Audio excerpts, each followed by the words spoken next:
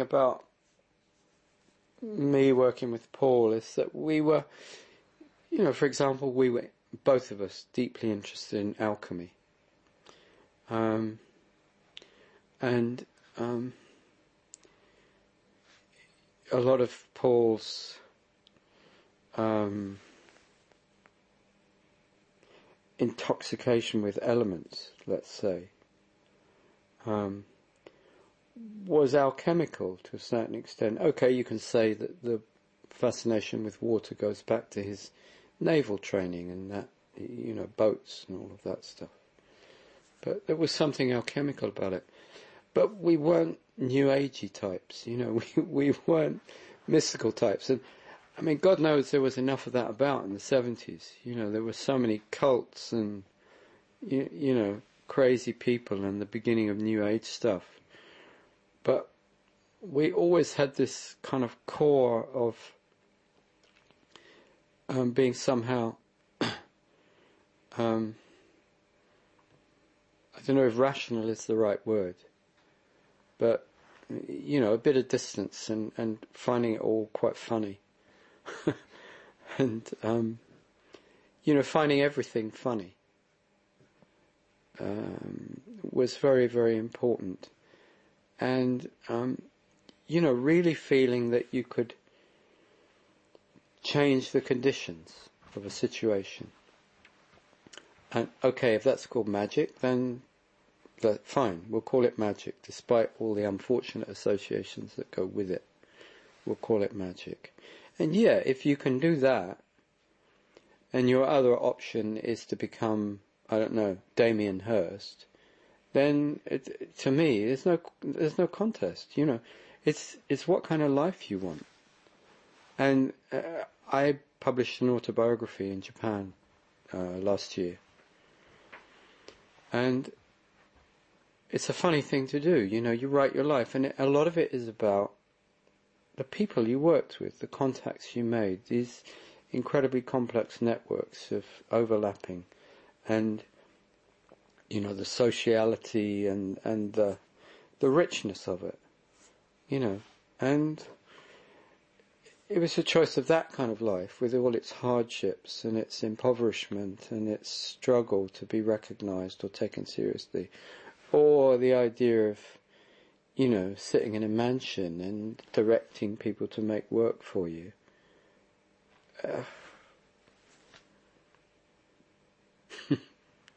Yeah.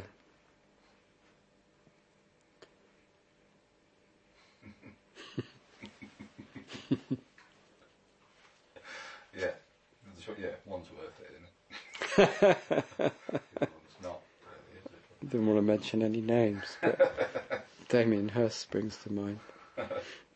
And so kind of, sort of, there's all sorts of things we could talk about, and actually, it might be, if you're up for this, that it'd be good to do one a bit further down the line as well. Yeah, sure. To other people Yeah, and stuff. yeah. I mean, there's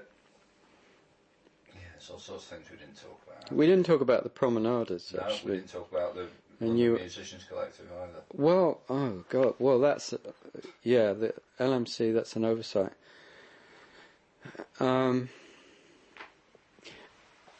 You asked me about whether I think about Paul a lot now, and I said yes. And in fact, I recently completed a year's research working with an archivist, Andrea Zaza, working on a project about the London Musicians Collective, the LMC. And what we did was a series of interviews with people who were very involved with the LMC to build up a kind of oral history that goes with the LMC archive, which is now at London College of Communication. And of course, every conversation we had was in some way about Paul, because Paul was instrumental in finding the building where the LMC was located for some years, in Gloucester Avenue in Camden Town. And Paul was the first secretary of the LMC, and his membership card was 001, so he was always very proud of that.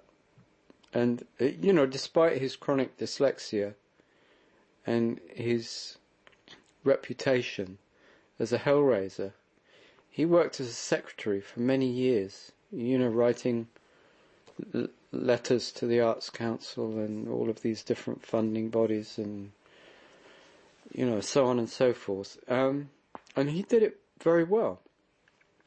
He did it as well as anybody else could have done amongst us motley crew of people totally unsuited to the task of administrator.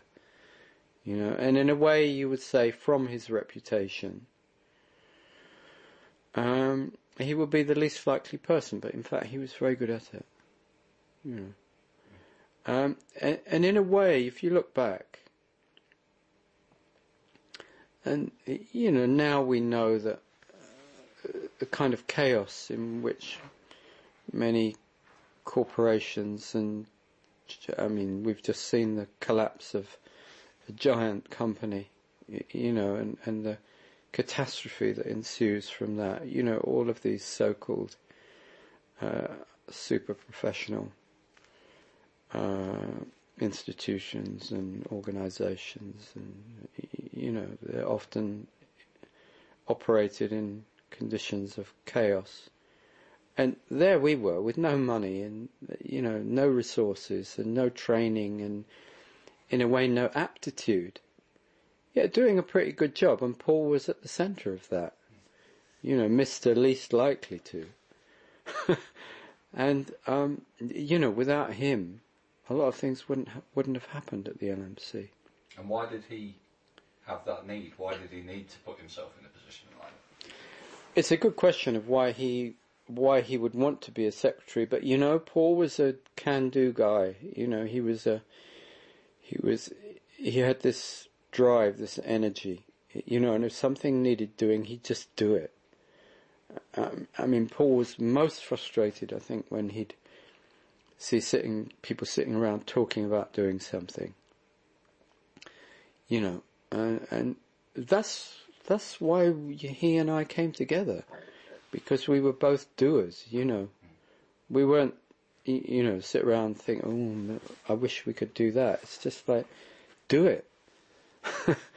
And somebody needed to be secretary, and everybody else was probably moving towards the back of the room, and he did it, and he did a pretty good job of it. Just so that we've got it, what was the LMC, and who was a part of it, and why was it there? Yeah, the London Musicians Collective started because there was a small group of people, almost all men at that time, young men, involved in free improvisation, and conditions were tough. It was very difficult to find places to play, and information was very sketchy, and so we got together, we had a meeting, a few of us, and what can we do about it? And the idea was to form some kind of group, so we would support each other, and hopefully numbers would do better than individual effort, and that was the roots of the London Musicians Collective. And we started putting on gigs around London, and there were conversations with people in other cities around the country. And then, this building came up, this ex-railway canteen in Camden Town. The London Filmmakers Co-op had one half, and the other half was vacant. And this came about through Annabel Nicholson and Paul.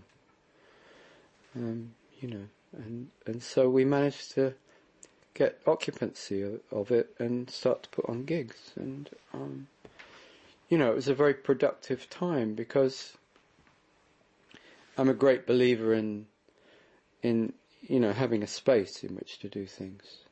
If you have a space to do